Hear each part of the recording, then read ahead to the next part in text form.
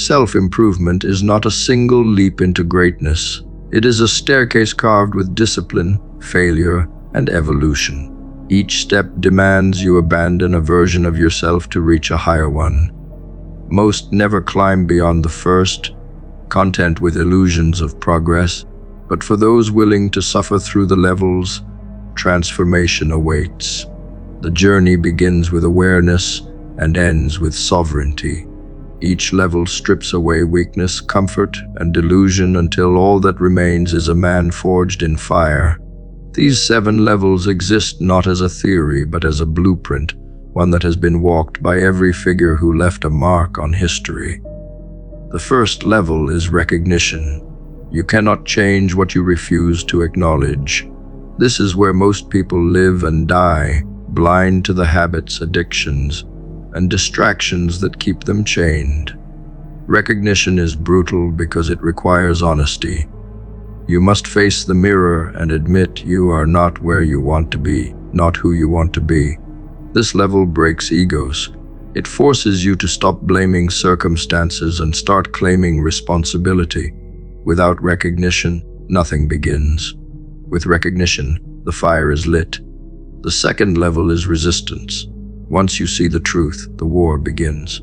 Every part of you that loved comfort, every part of you that thrived in laziness, will fight to pull you back. Resistance is not outside, it is inside. The mind whispers excuses, the body craves ease, and society rewards you for staying average. This level crushes most people because they mistake resistance for failure. In reality, resistance is proof you are moving. The man who survives this stage learns to act in defiance of his feelings, and that act becomes his weapon. The third level is discipline. Recognition tells you what needs to change. Resistance tests whether you can endure. Discipline makes endurance a habit. This level separates the serious from the spectators. Discipline is built by doing what must be done daily, not occasionally. It transforms action from effort into identity. You no longer say you will train, you become someone who trains. You no longer say you will work, you become someone who works. Discipline is repetition until repetition rewires you.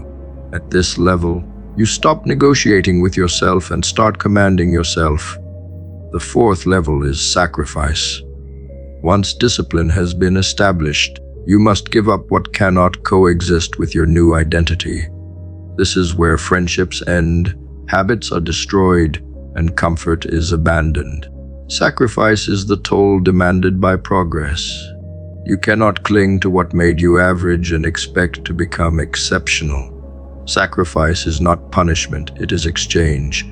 You trade your vices for your vision. You trade your comfort for your crown. Those who resist sacrifice remain trapped, but those who embrace it ascend. The fifth level is endurance. This is where you face long seasons with little reward.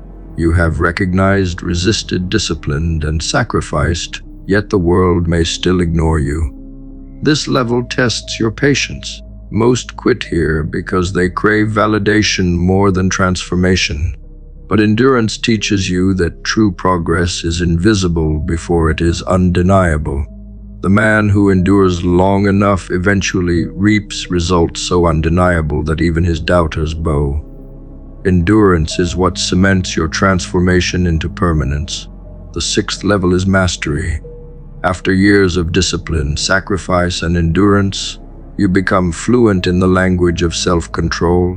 Mastery is not about perfection. It is about consistency at a level others cannot fathom. Your focus sharpens, your confidence hardens, and your authority expands. People begin to look at you differently because you move differently. You no longer rely on motivation because you have become motivation embodied. Mastery makes you magnetic because it proves you are no longer ordinary. You are not dabbling in self-improvement, you are the embodiment of it. The seventh level is sovereignty. This is the crown of self-improvement. Sovereignty means no external force dictates your identity, your direction, or your discipline. You move with autonomy. free from the opinions and control of others. Your emotions no longer command you, your vision does. Your environment no longer shapes you, your habits do. Sovereignty is the stage where you no longer chase improvement. It flows naturally through you because you have become the architect of your life.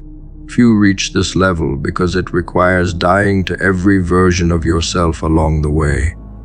But those who arrive become untouchable. Self-improvement is not a hobby, it is a war. Each level is a battlefield where you either conquer or surrender. Those who climb all 7 are rare because most are unwilling to endure the brutality required. But the man who does becomes unrecognizable to the man he once was. Recognition began the journey. Sovereignty ended it. The path is open, but the question is whether you are willing to climb. Your future does not care about excuses, moods, or comfort. It only cares about the man you decide to become. The 7 levels are not optional, they are required. You either rise through them or remain shackled to the ground. Better to bleed climbing than to rot standing still. The choice is yours, but your legacy will reveal which one you made. The first prison most people live in is built from assumptions.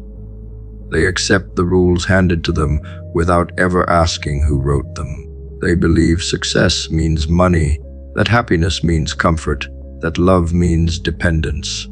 They never ask if these definitions serve them or control them. To question everything is to pick up the hammer and strike at the walls of this invisible cell. When you start to question everything around you, you begin to see how much of your life is borrowed. Every belief, every standard, every opinion you carry may not be yours. It may be the echo of someone else's fear. Until you question it, you will never know if it belongs to you. When you question the world, you see its contradictions. Schools teach you to obey, then tell you to think creatively. Jobs tell you to work hard, then replace you in a second. Society tells you to be yourself, then punishes you when yourself does not match its template. The crowd lives in this contradiction without resistance, but the one who questions begins to see the cracks. That sight is dangerous because once you see, you cannot unsee.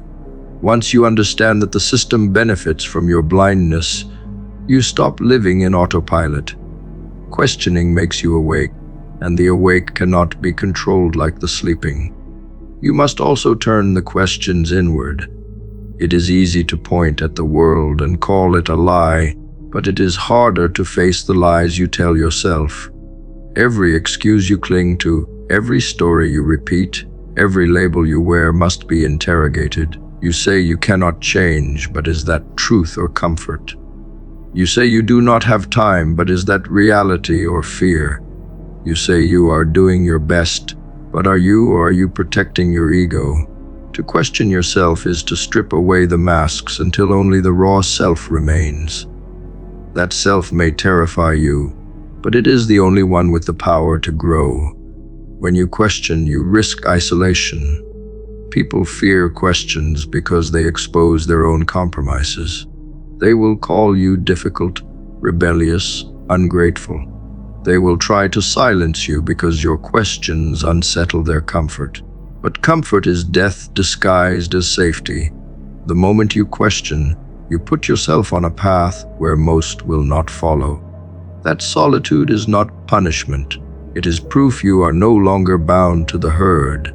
It is better to walk alone with clarity than to walk together in blindness. Questioning breaks illusions of authority. Governments, corporations, leaders, even family. Many claim power not because they deserve it, but because no one dared to question it. The moment you ask why, their power weakens. The moment you ask who benefits, their disguise cracks. Authority rooted in lies collapses under interrogation. Authority rooted in truth welcomes questions because truth stands even when hammered. By questioning, you separate what deserves your respect from what merely demands it. That distinction will save you from chains disguised as loyalty. To question everything is to invite responsibility. Once you see that much of your life is constructed, you realize no one is coming to save you. If everything is a story, you must decide which story you will write. This terrifies most people, which is why they never question at all. They prefer slavery with certainty over freedom with responsibility. But the man who dares to carry responsibility also dares to carve his destiny. He is no longer a passenger. He is the builder. Questioning gives him the hammer, but responsibility forces him to swing it. Your mind sharpens when it questions. You stop swallowing information and start dissecting it. You stop believing appearances and start seeking patterns. You stop being seduced by words and start demanding proof. This sharpness becomes a shield against manipulation. Marketers, politicians, influencers, none can easily seduce the questioning mind. Their tricks rely on blind acceptance. The moment you ask why, their control dissolves. A questioning mind may not always find immediate answers, but it always refuses to be a victim of someone else's narrative. Even in relationships, questioning is survival. Many stay in toxic cycles because they never ask the right questions. Why am I still here? Why do I accept this standard? Why do I believe I deserve less than I give? The moment those questions are asked, the chains tighten or break. If they tighten, you see the prison you chose. If they break, you walk free. Questioning does not just save your mind. It saves your heart, your time, your soul. To love blindly is to serve chains. To love with questions is to serve truth. Questioning yourself prevents arrogance.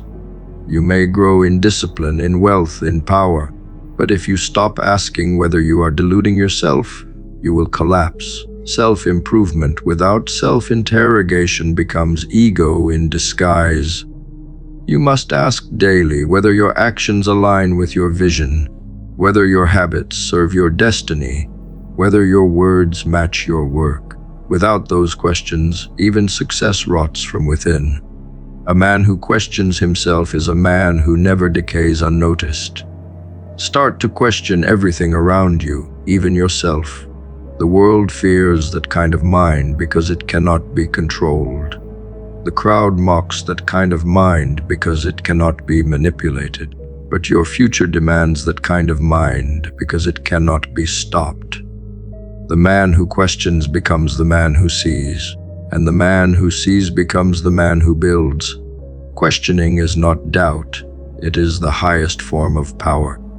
Question everything until the only thing left standing is the truth you are willing to die for.